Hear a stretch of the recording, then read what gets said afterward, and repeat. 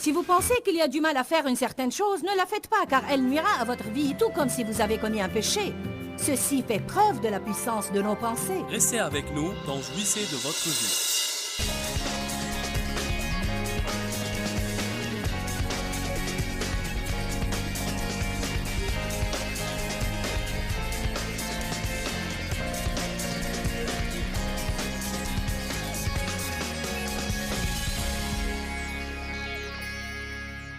Ne vous laissez pas vaincre par le mal, mais surmontez le mal par le bien. Si mon mari a 2 défauts, ou disons 3, ou peut-être 4, disons qu'il a 3 défauts, et ces défauts-là m'embêtent vraiment, alors que je ne veux pas qu'il fasse ça. Par exemple, je vais vous donner un exemple. Dave n'est pas médecin. Et il ne sait rien en matière de médecine. Il ne sait pas soigner les patients.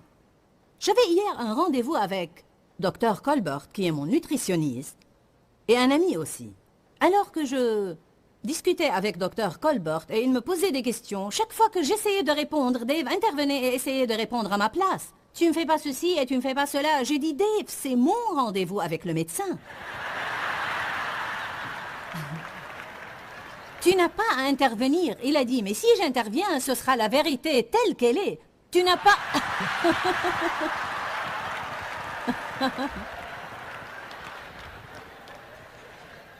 Comment? Il dit que j'oubliais de dire beaucoup de choses. Non, ce n'est pas vrai. Dave aime beaucoup les détails, alors que je suis très steak frites. Je peux vous raconter une histoire en quelques secondes, alors que lui, ça lui prendrait 10 minutes. Et il vous raconte tous les détails. Alors que tout n'est pas important. Vous savez, vous avez compris ce que je disais, n'est-ce pas? Si seulement il n'avait pas fait ça. Parce que quand je parle, j'aime diriger toute la conversation. En fait, je n'aime pas que quelqu'un m'interrompe. Je n'aime pas ça, mais Dave m'interrompt et il le fera jusqu'à ce que Jésus revienne. Je veux dire, ça ne va pas changer. Ça fait 34 ans que nous sommes mariés et à moins que Dieu intervienne souverainement dans notre vie, la situation ne changera pas. Mais je ne vais pas divorcer à cause de ça. Il y a des gens qui divorcent pour des raisons stupides comme celle-là. Allez, je m'adresse à vous.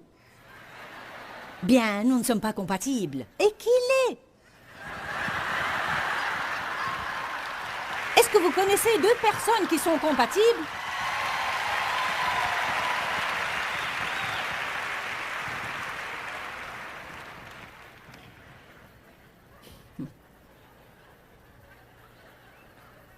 Mais je puis tout par Jésus-Christ.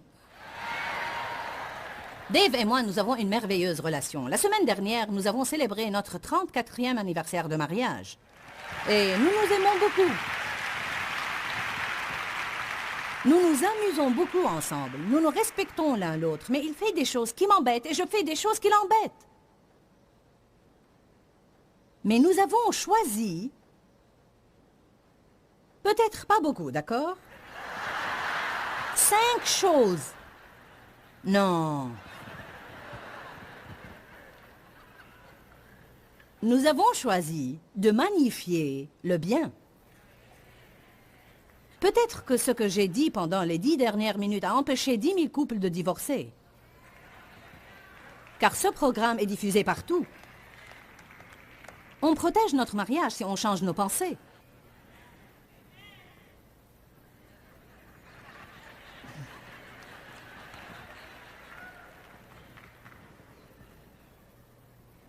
Ne vous laissez pas vaincre par le mal, mais surmontez le mal par le bien. Combien nos pensées sont-elles puissantes? Quel effet ont-elles sur nous? Matthieu chapitre 5 dit que quiconque regarde une femme pour la convoiter a déjà commis un adultère avec elle dans son cœur. Pensez à ça. Ouvrons nos livres, Matthieu 5, 27.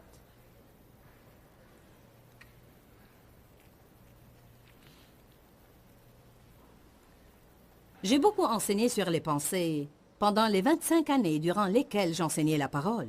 Peu importe combien de messages vous avez entendus au sujet de la pensée, vous avez toujours besoin d'en entendre davantage. Car nous avons un grand problème dans ce domaine.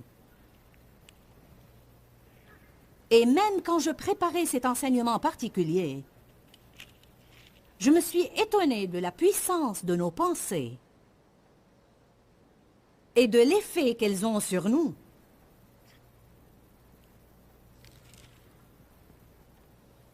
Vous avez appris qu'il a été dit « Tu ne commettras point d'adultère ».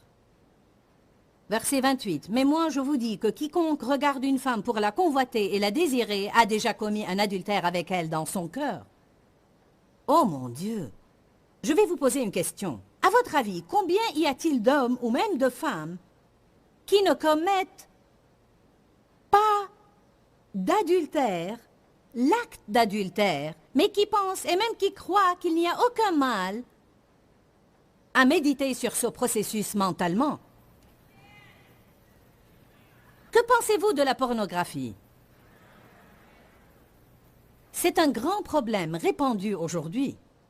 Je peux vous dire que dans une assemblée comme celle-ci, il y a certainement des chrétiens aujourd'hui qui se sont laissés entraîner dans la pornographie et elle a maintenant de l'emprise sur vous. Et ça commence dans vos pensées. Vous y devenez adonné et votre corps ne pourra plus fonctionner comme il devrait fonctionner, à moins que vous lui donniez ce à quoi il est adonné. Vous devez vous libérer de cette prison et commencer à penser différemment. Vous devez prier ou avoir quelqu'un qui prie pour vous et vous libérer parce que ce n'est pas la volonté de Dieu pour votre vie. Vos pensées vous nuisent. Ne dites pas « ce n'est pas grave, j'ai juste pensé à ça, je ne suis pas passé à l'acte ». Non seulement ça, si vous restez là à penser à votre secrétaire au travail ou à votre patron au travail ou votre confrère ou votre consoeur et vous pensez à elle assez longtemps et la tentation se présente à vous, alors le diable vous a déjà tendu un piège pour un échec total dans vos pensées à l'avance.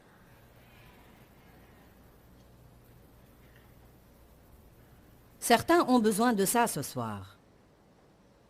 Faites bien attention à vos pensées. Vos pensées sont à l'origine de vos problèmes. Nos pensées ont une grande influence sur nous. Proverbe 23, 7. Car le calcul que l'homme fait en lui-même, c'est lui. Là où la pensée ira, l'homme la suivra. Dans Romains 14, 14, il est écrit qu'une chose n'est impure que pour celui qui la croit impure.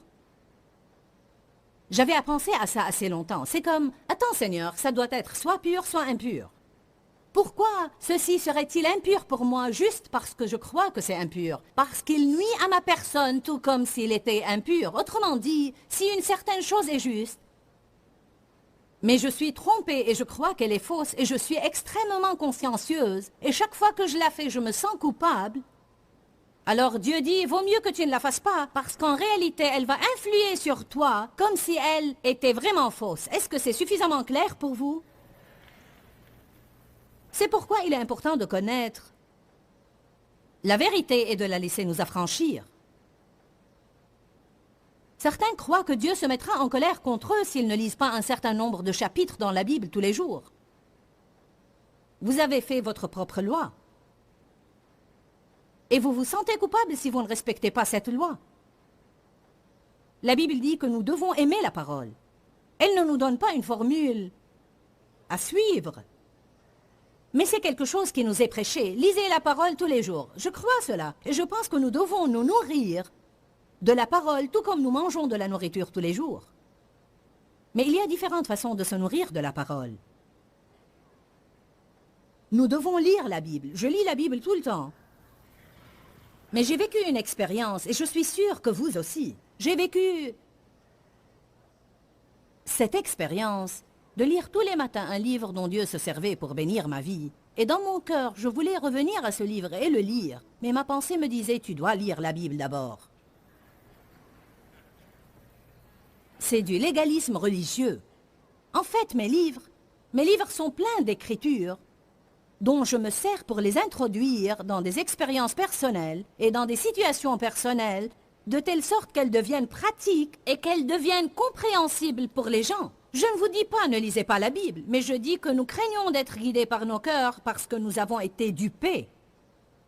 Mais si nous pensons qu'une chose est fausse, et nous la faisons, nous allons nous sentir coupables toute la journée et ceci entravera notre relation avec Dieu. Alors il dit, si vous pensez qu'il y a du mal à faire une certaine chose, ne la faites pas car elle nuira à votre vie, tout comme si vous avez commis un péché. Ceci fait preuve de la puissance de nos pensées. C'est vraiment puissant, non?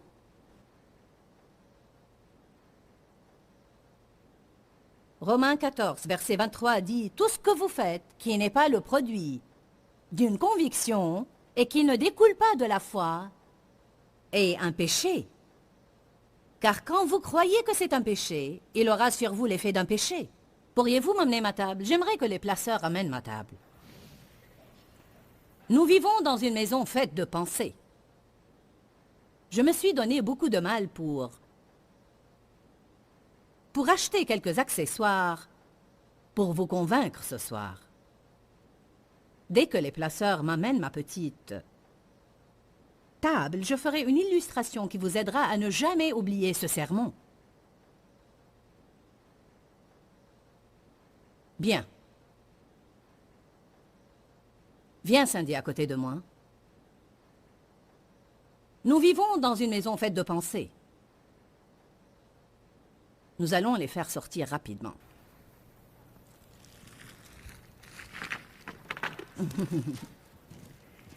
Chacun de ces blocs représente une pensée. Alors, quelle sorte de pensée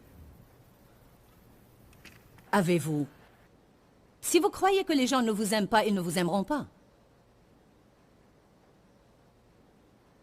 Si vous croyez que vous allez toujours être pauvre, vous le serez. Si vous croyez que vous êtes bon à rien et vous avez peur de faire un pas de crainte de ne pas réussir, alors vous ne réussirez jamais car vous n'avez jamais essayé de réussir. Si vous craignez de ne pas entendre la voix de Dieu, vous ne croirez jamais qu'il est en train de vous parler. Et vous allez vous demander pourquoi Dieu parle à tout le monde sauf à vous. Il essaie de vous parler aussi clairement qu'il parle aux autres, mais vous ne croyez pas que c'est lui qui vous parle. Nous nous causons de gros ennuis simplement parce que nous ne croyons pas à la parole de Dieu. Il dit, mes brebis entendent ma voix. Elles connaissent ma voix et elles ne suivront point un étranger. Vous savez quoi, j'ai choisi de croire ça depuis longtemps et je ne reste pas là à dire je n'entends pas la voix de Dieu comme je faisais il y a 25 ans où je crains de ne pas entendre sa voix, mais je dis j'entends la voix de Dieu et je suis guidé par l'Esprit Saint. Si vos paroles sont à la hauteur de la parole de Dieu, il en sera de même pour vos pensées. Si vos pensées sont à la hauteur de la parole, vos paroles le seront aussi. Si vous ne pouvez pas croire ça, déclarez-le jusqu'à ce que vous le croyiez et les mots sortiront automatiquement de votre bouche. Parfois, vous devez faire des listes et commencer à les déclarer exprès jusqu'à ce qu'elles soient programmées. C'est comme si vous programmez un ordinateur. J'ai sur mon ordinateur de nouveaux programmes que je n'ai pas encore appris à faire fonctionner comme il faut. Je dois avoir des instructions, je dois les lire, je dois les appliquer une par une. Et après un certain moment, ça deviendra ordinaire pour moi et je le ferai rapidement et facilement. Mais si vous avez un esprit négatif dans votre vie, alors vous devez vous efforcer de le tourner dans le sens positif. C'est comme si vous reprogrammez votre ordinateur. Une fois que vous finissez ce travail de programmation, vous ferez les choses d'une façon automatique dans votre vie. Vous ne serez plus négatif, vous serez positif. Amen. Disons que je reste assise et que je retourne cette pensée dans ma tête que je n'aurai jamais d'argent. Je vais être pauvre toute ma vie. Je suis stupide. J'ai du mal à assimiler. Je suis obèse, mon métabolisme ne fonctionne pas et peut-être que je n'aurai jamais une silhouette gracieuse. Personne ne m'aime. Personne ne m'aime. Personne ne prend jamais soin de moi. Peut-être que je ne me marierai jamais et que je serai seule toute ma vie. Je n'aurai jamais d'argent ni un travail respectable.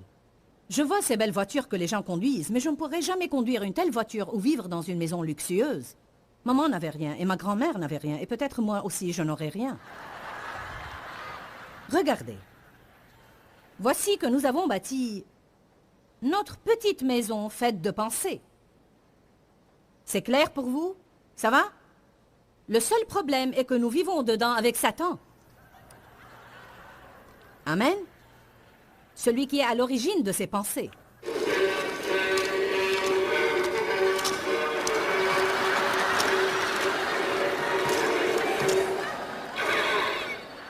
C'est comme ça que ça se passe.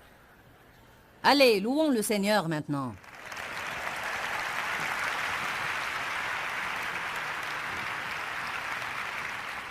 Qui d'entre vous a compris ce que j'ai fait ici? Nous avons bâti notre maison et nous y sommes coincés avec le diable qui est à l'origine de ces pensées stupides pour commencer. Et nous sommes coincés dedans avec Satan qui nous tourmente tout le temps. Que devez-vous faire? Vous devez démolir cette maison et commencer à nouveau et dire « Je vais me bâtir une autre maison. » Amen. Allez! Alléluia! Amen. Je fais ces choses-là parfois devant vous parce que j'estime qu'il est bon de faire des sermons illustrés. Je crois que les illustrations nous gardent dans la tête une image claire que les paroles ne gardent pas. Toute pensée négative, toute mauvaise pensée, toute pensée qui vous passe par la tête, qui ne s'accorde pas avec la parole de Dieu, est une brique que vous ajoutez au mur derrière lequel vous vivez. Dans quelle sorte de maison vous voulez vivre? Vous vivez maintenant dans une maison qui est faite de vos propres pensées. Peut-être que dans le passé, quelqu'un vous a appris à penser négativement. Peut-être que vous vous êtes fait une mauvaise idée de la vie de votre enfance. Personnellement, j'ai grandi dans un environnement négatif où j'ai appris à ne pas m'attendre à ce que le bien m'arrive parce que ce ne serait jamais le cas. Et c'était très mauvais pour moi, car le temps que je devienne adulte, j'étais devenue vraiment négative. Et je disais d'un air taquin que si 2 pensées positives de suite me venaient à l'esprit, ma tête ferait une crampe. C'était comme si je ne pouvais pas penser positivement. Quand Dave et moi, nous nous sommes mariés, il m'a regardé une fois et il m'a dit « Pourquoi es-tu si négative à l'égard de tout ?» J'ai dit « Si tu ne t'attends pas à ce que quelque chose de positif t'arrive, tu ne seras jamais déçu. » C'était ma façon de voir le monde. Et je menais une vie absolument médiocre. Lequel existait le premier, l'œuf ou la poule? Je ne sais pas comment les choses ont commencé. Est-ce que j'avais de mauvaises pensées parce que je menais une mauvaise vie ou bien quelqu'un m'a appris à penser négativement? Je ne sais pas. Mais je sais bien que Satan veut déclencher ça dans notre vie et il veut également nous prendre dans ce piège de telle façon que nous ne pourrons plus en sortir. La Bible dit dans Romains chapitre 12, 2 que le Seigneur a un merveilleux plan pour notre vie, mais nous ne l'expérimenterons jamais à moins que nos pensées soient complètement renouvelées par la parole de Dieu. Dieu a un bon plan pour chacun d'entre nous, mais il y a certains qui pensent « je ne dépasserai jamais mon passé ». Peut-être que ça marche pour vous, mais moi je n'ai pas été aimé par mes parents, il n'en sera pas de même pour moi. Ce n'est pas vrai, parce que la Bible dit dans le psaume 27, 10 « Car mon père et ma mère m'abandonnent, mais l'Éternel me recueillera et m'adoptera comme son propre enfant. » Que pensez-vous de cela? Cette écriture m'a complètement guéri. Jésus a dit « Mes paroles sont esprit et vie. » Les paroles que je dis ne sont pas du tout ordinaires. Ces paroles sont puissantes. Elles contiennent une puissance qui guérit. Elles sont remplies de la vie de Dieu. Les paroles que je vous dis sont remplies de l'Esprit de Dieu. Souvent, je prie avant les conférences et je dis « Seigneur, au fur et à mesure que la parole sort de ma bouche aujourd'hui, je prie qu'elle soit comme des faisceaux laser qui sortent et attaquent les problèmes et détruisent tout ce qui est accablant dans la vie des personnes et anéantis-les. » Je vois ça. Pourquoi vous vous entassez dans une telle salle pour écouter quelqu'un parler pendant 3 heures? Parce que tout ce qui sort de ma bouche est rempli de la puissance de Dieu. Il change vos vies et il renouvelle et change vos pensées. Combien vous payez pour assister à un séminaire? Savez-vous que les gens payent 300 ou 400 $ pour s'inscrire pour un séminaire sur la pensée positive? Alors que les chrétiens se plaignent des offrandes. Désolé, mais il y a certaines choses que nous devons dépasser. Amen? Pas la peine d'aller à un séminaire. Vous pouvez apprendre tout ça dans une église jointe. Dans le monde, une personne qui a la tête bourrée de théories peut vous apprendre ça, mais elle n'a aucune idée de quoi elle parle. Je suis passé par là, je sais. Vous dites, ce n'est pas juste. Je suis passé par là et ce n'est pas juste. J'ai été vraiment maltraité et ce n'était pas juste et je ne comprends pas.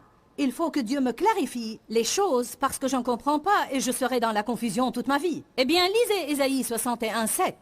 Il dit, au lieu de votre honte, vous aurez une portion double d'honneur et de récompense. Vous savez ce que cela veut dire? Double honneur au lieu de votre honte. Dieu vous donnera une double portion de bénédiction au lieu de la honte si vous faites les choses à sa façon. Ce n'est pas mal du tout. Prenez Dieu au mot. D'accord, Seigneur, je crois ça. Je vais faire tout ce que tu me dis et je vais voir si tu tiendras à tes promesses. J'avais beaucoup de problèmes.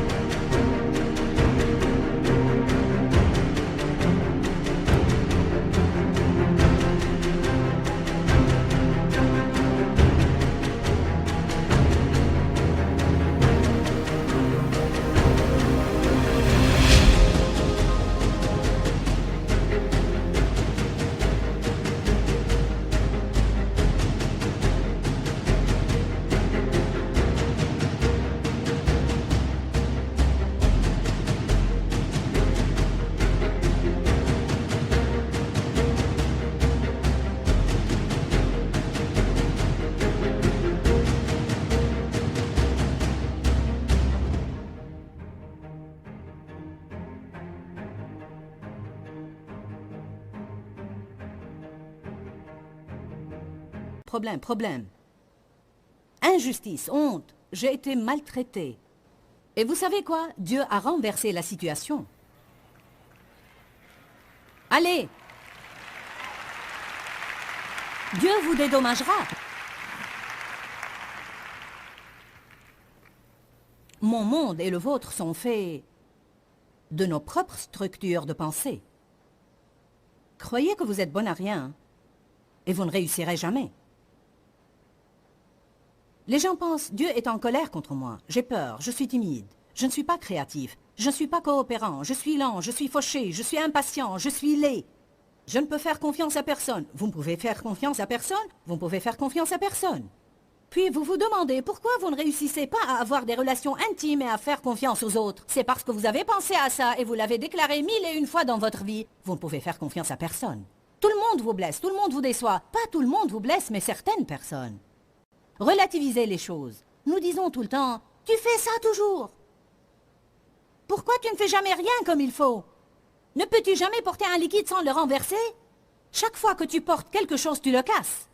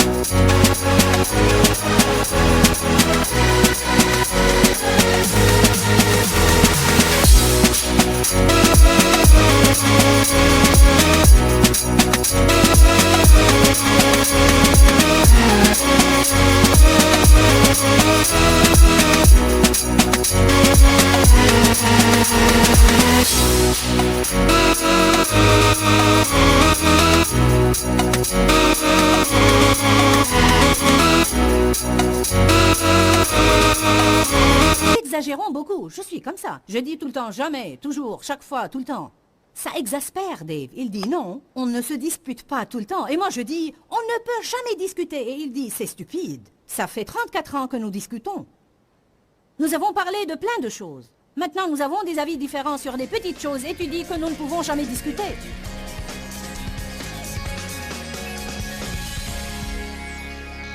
Là où la pensée va, l'homme ira. Quelle merveilleuse déclaration tirée d'une merveilleuse écriture.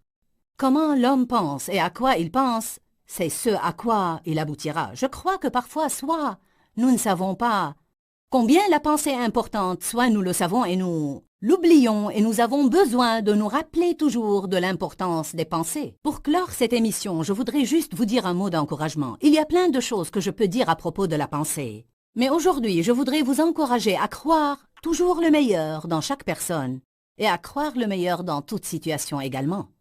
En fait, si nous ne contrôlons pas nos pensées, alors elles auront automatiquement tendance à être négatives.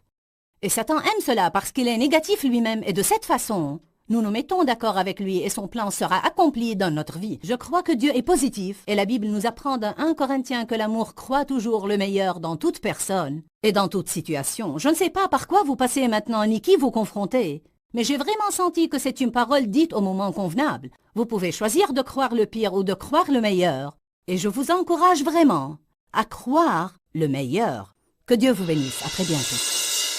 Quand, Seigneur, quand? Dans ce livret, Joyce Meyer vous apprend à faire confiance au temps de Dieu. Pour obtenir ce livret gratuitement, écrivez-nous à Joyce Meyer, boîte postale 40095-6300, Larnaca, Chypre.